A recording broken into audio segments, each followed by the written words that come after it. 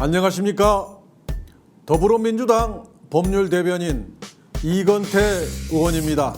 오늘 대장동 사건을 살펴보겠습니다. 그럼 지금부터 대장동의 진실, 저자인 저 이건태가 대장동의 진실을 확실하게 알려드리겠습니다.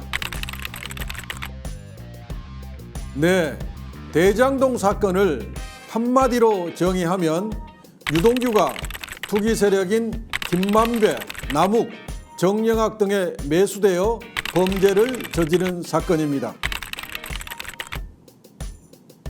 대장동 일대는 판교 신도시 주변 토지로 개발 압력이 높았고 LH가 성남시에 개발 계획을 제출하여 공영 개발을 추진 중이었습니다. 그런데 투기 세력은 LH가 공영 개발 중이었음에도 불구하고 부산저축은행 등으로부터 약 1,800억 원을 대출받아서 대장동 토지의 약 80%를 매입하고 이명박 정부에 LH의 포기를 로비하였고 2010년 6월 28일 LH가 사업을 포기했습니다. 2010년 7월 1일 성남시장에 취임한 이재명 대표는 LH의 사업 포기 사실을 알고 나서 막대한 개발 이익을 대장동 투기 세력이 모두 취득하는 민간 개발 대신에 개발 이익 상당 부분을 성남시가 환수하는 성남시 공영개발 방식을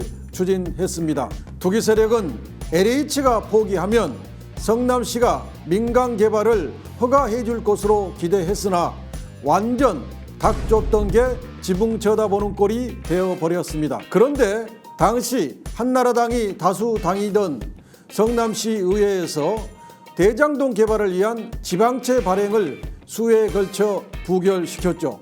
대장동 투기 세력은 이제는 이재명 시장이 어쩔 수 없이 민간 개발을 허가하겠지라고 기대했습니다.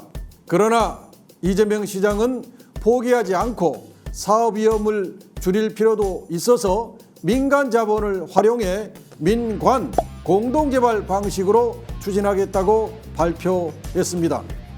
투기 세력은 또다시 닭 쫓던 게 지붕 쳐다보는 꼴이 되어버렸습니다. 결국 이 사업을 통해 당시 이재명 성남시장은 무려 5,503억 원을 공익 환수하였습니다. 자칫 투기 세력의 호주머니로 들어갈 뻔했던 5,503억 원을 시민에게 돌려드린 성공적 사업이었죠. 2021년 11월, 12월경 검찰의 1차 수사 결과의 결론인 공소 사실을 보면 이재명 시장, 정진상 비서는 등장하지 않습니다. 이 공소 사실에 의하면 검찰이 이재명 시장, 정진상 비서에 대해 혐의 없다고 판단했던 것입니다. 그런데 2022년 윤석열 정권이 들어선 후 수사팀을 전면 개편하면서 이재명 대표 죽이기 정치 수사가 시작되었습니다. 유동규는 2022년 9월 26일부터 진술을 번복하고 검찰에 협조합니다. 유동규는 자신의 형량을 줄일 목적으로 이재명 시장, 정진상 비서를 주범으로 만들어 자신을 종범으로 낮추고 자신이 한 행위를 모두 정진상 비서에게 보고하였다는 취지로 진술을 번복합니다. 그리고 정진상 비서가 당시 이재명 시장에게 보고했을 것이라고 주장합니다. 즉, 검찰은 유동규의 협조를 얻어 정진상 실장을 구속하고 정진상 실장을 숙주로 삼아 이재명 대표에게 올라가려는 숙주 수사를 기획했던 것입니다. 이것이 대장동 사건의 실체입니다. 한마디로 말씀드리면 유동규는 이재명 시장의 면정복배했습니다. 겉으로는 복종하는 채 하면서 내심으론 배반했던 것이죠. 검찰과 보수 언론은 유동규가 이재명 시장의 핵심 측근이라고 주장합니다.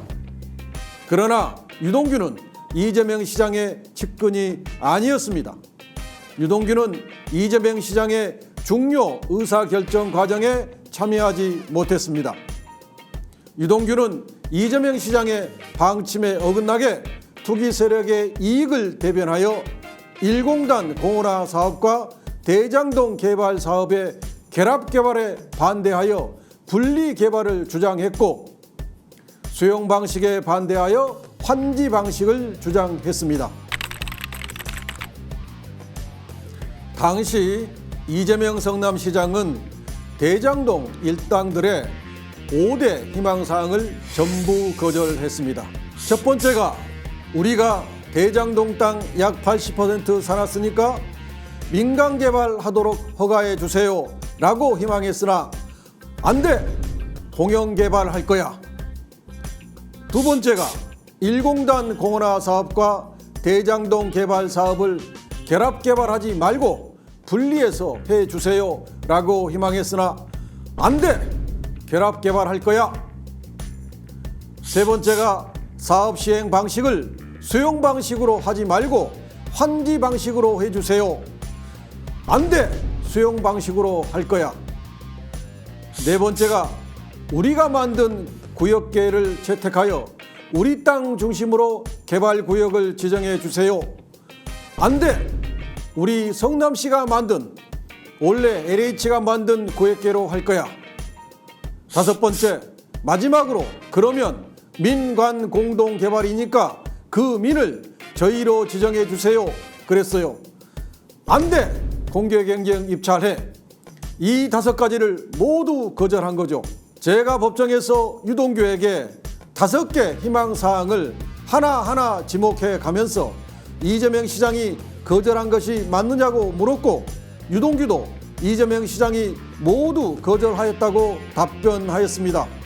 이것만 보더라도 무죄는 명확한 것입니다. 왜냐하면 만약 투기 세력과 결탁이 되어 있다면 어떻게 이들의 핵심 희망사항을 다 거절할 수 있겠습니까? 이재명 시장이 5대 희망사항을 모두 거절했기 때문에 대장동 일당은 토지 매수에 따른 기득권을 잃었고 그간의 모든 노력은 수포가 되었습니다. 만약 이재명 시장이 대장동 일당과 결탁이 되어 있다면 이미 대장동 토지 약 80% 소유주인 대장동 일당에게 민간 개발을 허가해 주고 뒷돈을 받으면 되지 뭐 때문에 5대 희망사항을 거절하겠습니까? 이재명 시장은 시장 권한사항에 관하여는 대장동 일당의 5대 희망사항을 모두 거절하였으나 민간사업자를 정하는 입찰 실무를 담당하는 성남도시개발공사 기획본부장 유동규가 매수되어 사달이 난 것입니다. 이 사건은 성남시와 무관하게 발생한 성남도시개발공사의 부패 사건입니다. 또 하나 무죄의 결정적 이유가 있습니다. 2015년 3월 대장동 개발사업 사업자 지정이 있은 이후에 2016년 11월경 실시 계획을 인가하면서 성남시는 대장동 사업자에게 920억 원 상당의 터널 공사, 배수지 진입도로를 만들어 기부 체납하도록 인가 조건에 부과하였고 그 위에 1공당 지하주차장 공사비 200억 원도 추가 부담시켰습니다. 이렇게 하여 1120억 원을 추가 부담시켰습니다. 김만배 등은 추가 부담으로 이익이 줄자 이재명 시장을 X같은 놈, 공산당 같은 새끼 등으로 거칠게 욕을 했다고 합니다. 이재명 시장이 그들과 결탁했거나 사업이익의 이익 일부를 취하기로 했다면 1120억 원을 추가 부담시킬 이유가 없지 않습니까? 변호인들이 이와 같이 결정적 무죄 이유를 법정에서 주장하였는데 검사들은 이에 대하여 단 한마디도 반박을 하지 못했습니다. 제가 법정에서 이 결정적 무죄 주장에 대하여 검사들이 단 한마디도 반박을 하지 못했다는 사실을 재판장님은 기억해달라고 주장한 바 있습니다. 정영학 녹취록은 2012년부터 2021년까지 정영학이 김만배, 남욱 등 대장동 일당 간의 대화를 녹음한 것입니다. 매우 증거 가치가 높은 객관적 증거입니다. 정영학 녹취록에서 유동규, 김만배, 남욱, 정영학 간 대화 내용을 종합하면 대장동 사건은 김만배, 남욱, 정영학이 유동규 본부장을 매수하여 민간 사업자로 지정을 받은 성남도시개발공사의 부패 사건임이 명백합니다. 정영학 녹취록을 보면 이재명 시장, 정진상 비서, 김용 CEO는 대장동 사건과 무관하다는 사실이 적나라하게 드러나 있습니다. 검찰이 의도적으로 이 객관적 사실을 무시하고 있을 뿐입니다.